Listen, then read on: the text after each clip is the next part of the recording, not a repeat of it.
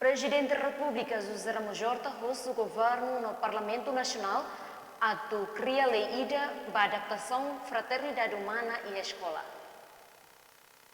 Presidente da República José Ramos Horta ato questão para remata participa cerimônia comemoração aniversário Badala Ulu adesão Timor-Leste no declaração da Ulu documento fraternidade humana e a Parlamento Nacional terçane. Mas bem bom o governo, o Parlamento tem caré, leida para a adaptação, declaração fraternidade humana para a escola. Adaptação para o setor elementar, escola elementar. Depois para secundário, depois para universitário.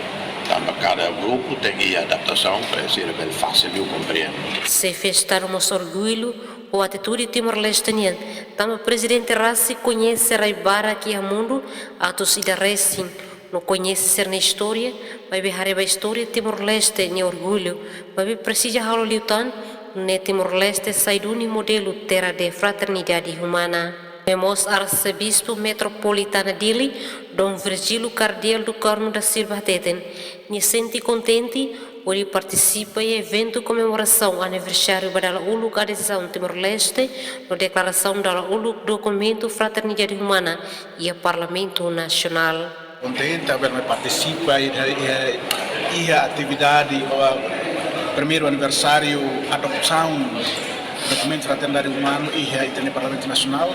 Eu contente apenas na igreja de apoio também iniciativa mas você uma carreira boa de Santo Padre Rassi né dona ideia ne buat ne fora segundo a iniciativa da Ohininia né fano fila fali depois de mai presidente do rimai parlamento aprovatia tu fila fali de tina ainda ona ita halona saída ho documento da né documento ita raide ita documento né ita kok halona moto né o hein ho reflexão sira né obriga parte uma creda parte governo parte parlamento junto atau hanu lisu atau né ita labele celebra de ini aniversário mas bi cada aniversário tu tem hari kata buat ini resultado ne saída Bibiata uma creda católica ne hateten labele assina de hosik to ona mas buat ne sai concreto ba povo ne moris também eventos sai momento fora ou de hareba documentos né.